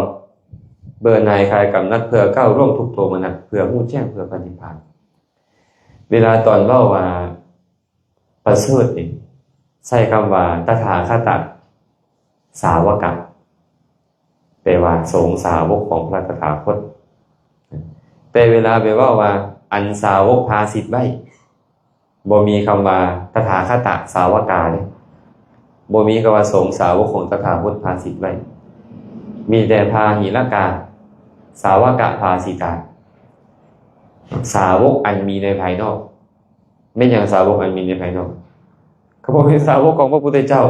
เนาะหรือเรื่องราวอันนี้ในภายนอกจำปาซีต้นบอกสังสินไซบอกนางพรมหอมบอกเท้ามาลงนางบาเจียงอีกอย่างต่างๆเป็นบอกนางมาลงนี่เนาะบนเท้ามาลงนี่บอกผิดเท้าบาเจียงนางมาลงอันอย่างต่างๆนี่อันนี้ท่านไปฟังเรื่องราวไปนี่บ่เป็นเรื่องราวที่ประเสริฐแต่ถึงจะเป็นเด็กน้อยเกิดมือบานนี้เว้าก็ตามแต่เว้าสัจจะนั่นแหละคือสิ่งที่ประเสริฐเกลือเกิดยุคใดสมัยใดเกลือก็บ่เคยขิ้มความเค็มชั้นใดธรรมะคำสอนถึงมีอยู่ในเวลาใดบ่มีพระพุทธเจ้าอุบัติขึ้นมาในโลกมันก็คือสัจธรรมคือเก่ามาสังเกตเบิ่งแม่เวลาพระพุทธเจ้าเว้าที่ผู้ทั้งหลายเรื่องเคยมีมาแล้วเห็นบ่สมัยนั้นเฮาเป็นผู้นี้เป็นพระพุทธเจ้าหรือยังบ่แม่นแต่เฮากล่าวสุภาษิตสื่อนี้สั่งสอนสาวกสื่อนั้นเป็นสุภาษิตบ่ล่ะแต่ก่อนหรือหากว่าเป็นตอนเพิ่นเว้านี่มันก็เป็นมาแบบนั้นอยู่แล้วเป็นบ่เป็นมาแบบนั้นของมันอยู่แล้วแหละพระพุทธเจ้าก็เว้าแบบนี้แหละภิกขุทั้งหลายตถาคตจะอุบัติขึ้นมาในโลกหรือบ่อุบัติขึ้นมาในโลกก็ตามธรรมธาตุนั้นธรรมนิยามนั้นมันก็ตั้งอยู่แบบนั้นแหละแต่ว่าตถาคตมาฮู้แล้วจึงสั่งสอนบอกกล่าวแนะนำบัญญัติแต่งตั้งเปิดเผยกระทำให้ตื่นซื่อๆขึ้นมาว่านี่บ่เที่ยงนี่เป็นทุกข์นี่เป็นอนัตตาเท่านั้นได้แต่มันก็มีมาแบบนี้อยู่แหละผู้ใดเว้าก็มันก็คือบ่เที่ยงเป็นทุกข์เป็นอนัตตาอย่างนี้ต่างกันแต่มาพระองค์มาฮู้แล้วพระองค์เป็นคนประกาศครั้งแรกเขาก็เลยให้เครดิตพระสัมมาสัมพุทธเจ้าแต่ผู้ฮู้ตามแล้วมีบ่มีเหมือนกับการปรุงอาหาร เมื่อรู้แล้วว่าส่วนผสมเท่านี้อาหารมันจะออกมารสชาติแบบนี้เนาะแต่ค่อยบ่ใส่บาดเดียวหมดก็ได้ค่อยใส่เทื่อละหน่อยได้บ่แต่ให้มันสัมพันธ์ก็ได้อยู่เด้เนาะได้อยู่ฉะนั้นพระสงฆ์สาวกจึงเป็นผู้ที่ได้ชิมรสชาติของพระธรรมและรู้แน่นอนว่าพระธรรมเป็นแบบใดต่างกันแต่ว่าคำที่เพิ่นเอามาบัญญัติธรรมมัดพอที่เพิ่นได้บรรลุนั่นน่ะจะใส่แบบใดเท่านั้นครับถึงแม้เราบ่มีโอกาสได้ฟังจากเพิ่นโดยตรงแต่เราก็ยังได้ยินได้ฟังจากครูบาอาจารย์นำมาบอกกล่าวอยู่เนืองๆเราก็ยังชื่อว่าได้สวนานุตตริยะลาภานุตตริยะนี่แหละมันก็เกิดขึ้นอยู่เนาะบางเทื่อนึกของพระพุทธเจ้าน้ำมูกน้ำตาไหลก็มีได้บางเทื่อพระพุทธเจ้าคือมีคุณอันเอกอนันต์แท้แม่นบ่ระลึกถึงประสงค์การระลึกได้อยู่เนาะศรัทธาก็เกิดขึ้นในประสงค์สาวกของพระพุทธเจ้าอยู่การศึกษาก็เฮ็ดเนืองๆอยู่ศึกษาก็คือการปฏิบัตินั่นแหละรักษาศีลเจริญสมาธิเจริญปัญญาก็เฮ็ดอยู่การได้บำรุงได้ล่ะบำรุงพระพุทธเจ้าสิเอามาจะใส่พระพุทธเจ้าเมื่อพระองค์ปรินิพพานแล้วเฮาก็อาศัยไปบำรุงเจดีย์อันเป็นองค์แทนพระพุทธเจ้าเห็นบ่บำรุงพระพุทธรูปบำรุงต้นโพจังซี่อันเป็นเจดีย์องค์แทนพระพุทธเจ้าหลายๆบ่อนบ่ให้เฮ็ดหลายๆบ่อนสงกรานต์จะเอาลงบาทเดียวโอ้ปีนึงจะมาล้างมาสวยเทื่อนึงงามบ่ล่ะพระพุทธรูปเฮาขี้หายเนาะเราก็ต้องเฮ็ดเรื่อยๆเอาสมมุติว่าพวกเขานี่เฮ็ดเวียกปีนึงเขาจะให้เงินเทื่อนึงกับเขาให้ซุมื้อนี่อันใดจะดีกว่ากันล่ะเนี่ยปีนึงเขาให้100,000กับได้มื้อละ100,000เอาได้ดีกว่าเอากระล่างซวยดีกว่าพระพุทธรูปนี่ก็ได้บ่แม่นสงกรานต์จะเอาลงเทื่อนึงนี่ว่าขี้หายพุ่นอาตมาว่าเนาะไม่ออกเนาะผู้หญิงห้ามขึ้นได้ห้ามล่างได้เพิ่นว่ามันเป็นอีหยังก็มันซอดรถบ่ยิงได้ผู้หญิงไปจับถ่ายบ่ดอกผู้ชายเขาฉลาดเขาบ่อยากให้ผู้หญิงเอาบุญข้อนี้เขาเฮ็ดเองผู้หญิงก็เลยซื้อมาบัดนี้ว่าผู้หญิงจับพระบ่ได้ว่าซั่นจับพระพุทธรูปบ่ได้โอ้ยธรรมศาสตร์ไม่ออกเอ้ยเขาอยากได้บุญพอไม่ออกกันปึ๊บ เขาก็เลยตัวพวกไม่ออกผู้ชายน่ะคันท่านผู้ใดเฮ็ดผู้นั้นได้บุญมีจิตมีวิญญาณบ่ว่าพุทธรูปอ่ะบ่มีดอกแต่เป็นองค์แทนของพระพุทธเจ้าได้บุญย้อนหยังย้อนเฮ็ดบ่หรือย้อนหยังย้อนระลึกถึงคุณของเพิ่นการเฮ็ดอันยังบ่เป็นบุญเด้เอาสมมุติอาตมานี่ใส่ไอ้จั่วน้อยไปเฮ็ดจมอยู่นั่นแหละจั่วน้อยอยากให้ใส่แต่ขาน้อยนี่ใส่แต่ขาน้อยนี่ได้บุญบ่ได้แสดงว่าการเฮ็ดยังบ่เป็นบุญไม่ยังเป็นบุญเมื่อคืนนี้เราเว้ากันใจที่เจตนาที่เป็นบุญการตามระลึกถึงพระพุทธเจ้านั่นแหละว่าข่อยขอน้อยพอบูชาพระผู้มีพระเจ้าด้วยการเฮ็ดแบบนี้หรือว่านึกในใจว่าโอ้ข่อยได้ดูแลพระพุทธเจ้าเนาะได้บำรุงพระพุทธเจ้าก็ได้บุญกันเลยเฮ็ดเด้อแม่ตาก็ได้แล้วบ่ต้องแต่งขันธ์5ก็ได้ดอกอันที่ล่างคนสวยเพิ่นน่ะบ่มีขันธ์5ขันธ์8บ่ได้เด้ต้องเชิญเพิ่นลงมาเด้โอ้ยเชิญเพิ่นก็บ่ลงดอกเจ้าต้องยกลงเองเพิ่นย่างลงจากข้างพระบ่ได้ก็ต้องยกลงมาล่างมาสวยนี่แหละให้ดีๆเนาะบำรุงพระสงฆ์นี่ล่ะพระสงฆ์สาวกที่เป็นพระอริยเจ้าบ่มีเขามีแต่ตัวแทนของพระอริยเจ้าคือนี่แหละพระสงฆ์พระเจ้าเฮาก็ได้บำรุงอยู่เรื่อยๆเป็นบ่แสดงว่าปริจริยานุตตริยะเฮาก็มีส่วนการตามระลึกนั้นเฮาก็เฮ็ดอยู่ตลอดบางคนไหว้พระเช้าไหว้พระแลงแหละอันนั้นแหละตอนมาตามระลึกถึงพระพุทธเจ้าเฮาไหว้ไปไหว้ซื่อได้นี่ไหว้คุณของเพิ่นเด้คุณของพระพุทธของพระธรรมของพระสงฆ์ก็คือกล่าวคุณของเพิ่นในขณะที่เจ้ากล่าวเจ้าก็ต้องระลึกแม่นบ่แต่ปัจจุบันนี้พวกเขาไปเว้าแต่บาลีที่เพิ่นนะโมก็ห้ามแปลบางบ่น่ะยุ่งบ่บัดนี้เนาะพ่อโมแม่ก็ว่าไปได้บางคนนะโมก็ห้ามแปลมันคล้ายอีหยังก็มันจะแปลบ่ได้นะโมนี่น่ะนะโมก็ความนอบน้อมตัสสะภะคะวะโต การตรัสสะนั่นภควโตพระผู้มีพระภาคอรหันต์อรหะโตผู้เป็นพระอรหันต์บ่มีกิเลสสัมมาสัมพุทธัสสะผู้ตรัสรู้ชอบได้โดยพวกนี้ซ้ำนี่นึงหนาเป็นอย่างจะห้ามกันแปลเลยเนี่ยห้ามแปลว่าสักเห็นอีกอย่างกันนะโมสิขึ้นอีกอย่างหนึ่งนะโมนะโมดูโพดบางเจอกันเลยเนาะถวายทานเทื่อหนึ่งจับขันดอกไม้มานะโมเรียบร้อยเลยบูชากล่าวโดยนะโมจะอาราธนาศีลนะโมเห็นไหมตอนรอศีลนะโมอีกเลยเนี่ยเห็นไหมตอนจะถวายทานนะโมอีกโอ้จะเป็นหลายเรื่องหลายเทื่อพวกเขาจะฟังธรรมนะโมอีกนะดีวะล่ะขันหูความหมายดีขันบ่หูความหมายเลยบอกไปคือมันกัดย่อเวลาลงก็ดีเนาะแบบนี้นะโมเทื่อนึงก็น่าจะหลายแล้วหลายเทื่อนะฮะนะแต่ถ้าหากหูความหมายพร้อมเข้าใจพร้อมเป็นบุญพร้อมว่าดูรถว่าดูกระบวนเสียหายอีกอย่างสิอันอาจจะเป็นอุบายของครูบาอาจารย์เนาะการตามระลึกพวกเขาก็เลยได้เห็นอยู่เรื่อยๆสรุปแล้วอนุตตริยธรรม6ประการพวกเขาได้กันอยู่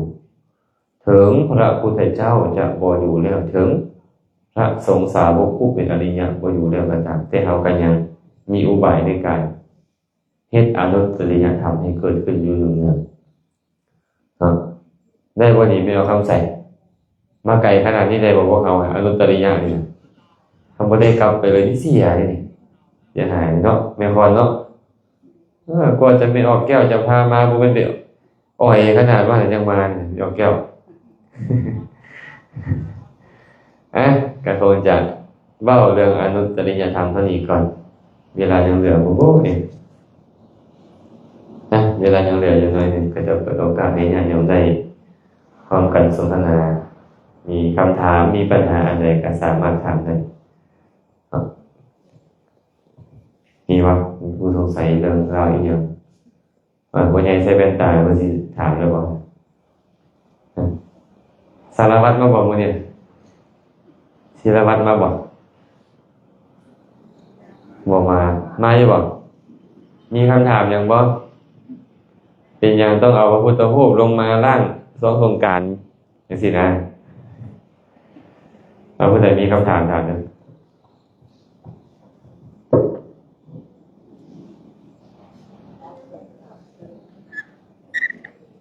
มีบ่มีไง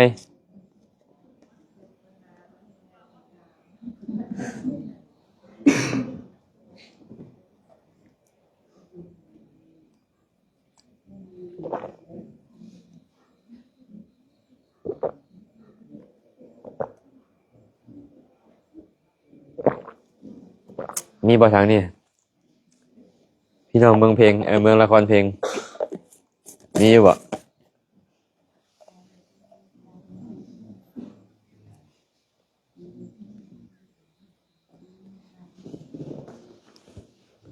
พี่น้องหนองบกเด้ถามผู้เป็น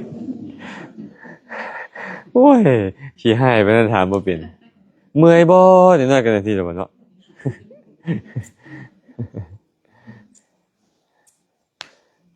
นี่เอาไม้ไปเพิ่นนั่นให้อันหมู่ได้ยินนำน้อยนึงจะได้ช่วยกันตอบโดยการนมัสการพระอาจารย์ขน้อยมีคำถามอยากถามสงสัยมันจะโดนแล้วอยากรู้ว่าภาษาศาสนาพุทธได้เข้ามาในประเทศลาวในช่วงระยะเท่าใด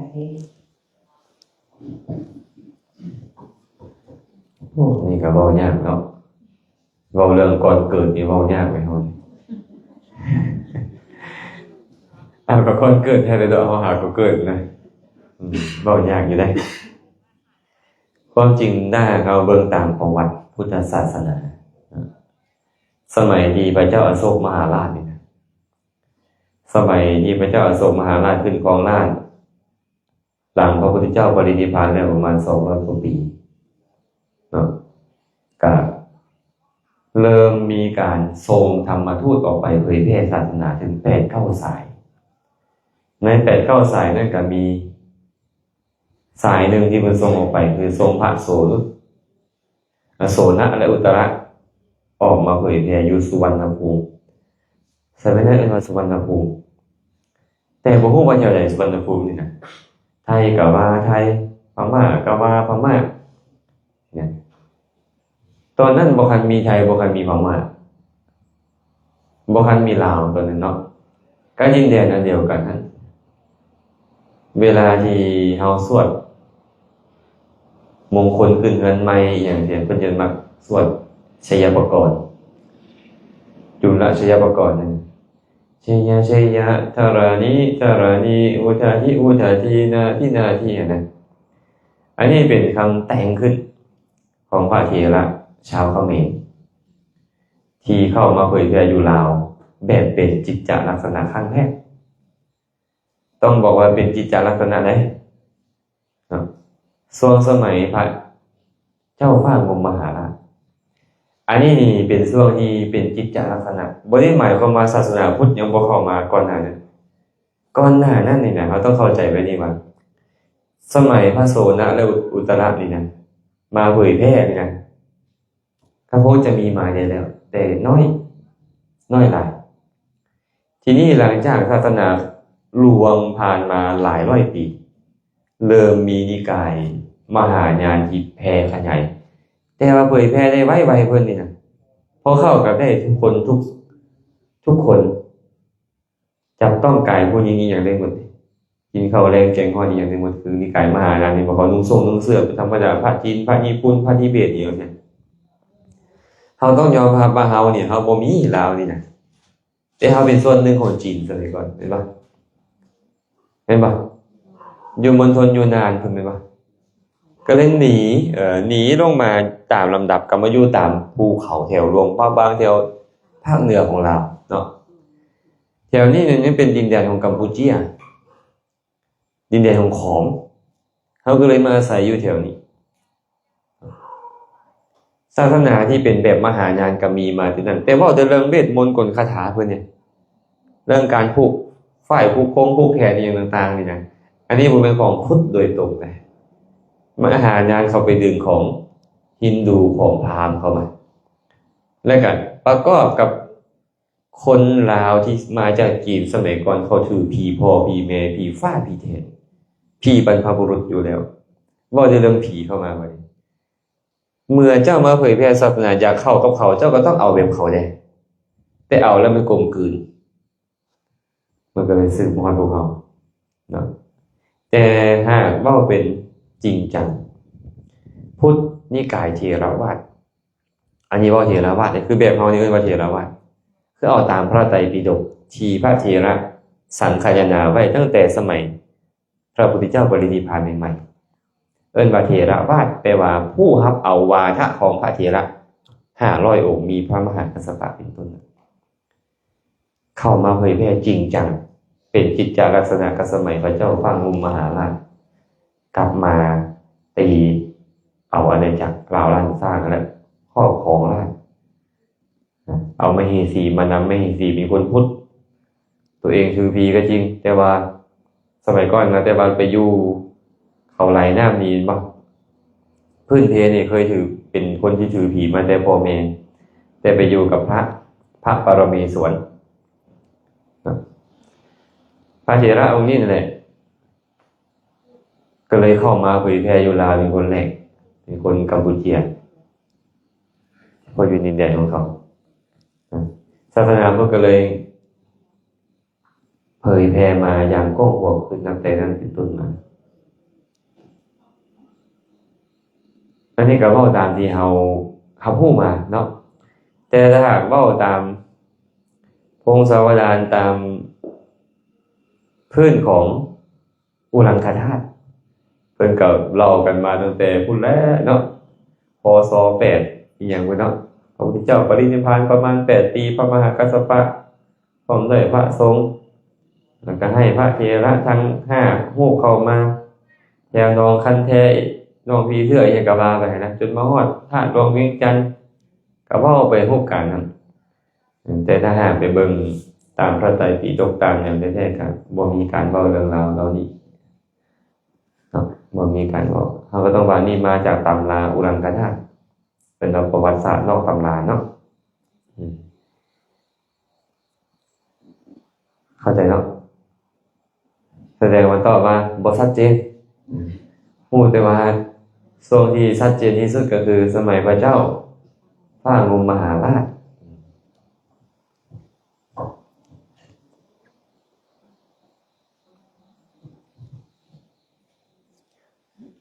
มีหยังอีกวะพี่น้องบ้านสาราเลี้ยวก็มีวะบ่มีจักคน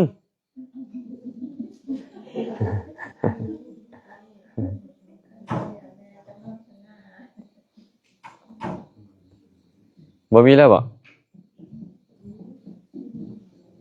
คันบ่มีสิให้ชวนให้ไปพักผ่อนมีบ่ก้มหน้าไปจังซี่บ่มีเนาะ หนาวก็หนาวกว่านี้เนาะก็คงจะพอสมควรแล้วแหละเนาะขอจบการกล่าวทำการสนทนาปราศัยธรรมะลงเพียงเท่านี้ก่อนบุญใดกุศลใดที่ทุกคนทุกท่านได้เห็นแล้วอาตมาภาพก็ขออนุโมทนาสาธุการในบุญกุศลทั้งหลายเหล่านั้นอาตมาภาพเองได้เห็นบุญกุศลทั้งหลายเราใดเราหนึ่งก็ตามตั้งแต่อดีตจนถึงปัจจุบันก็ขอให้ทุกคนทุกท่านจงมีส่วนร่วมในบุญทั้งหลายเหล่านั้น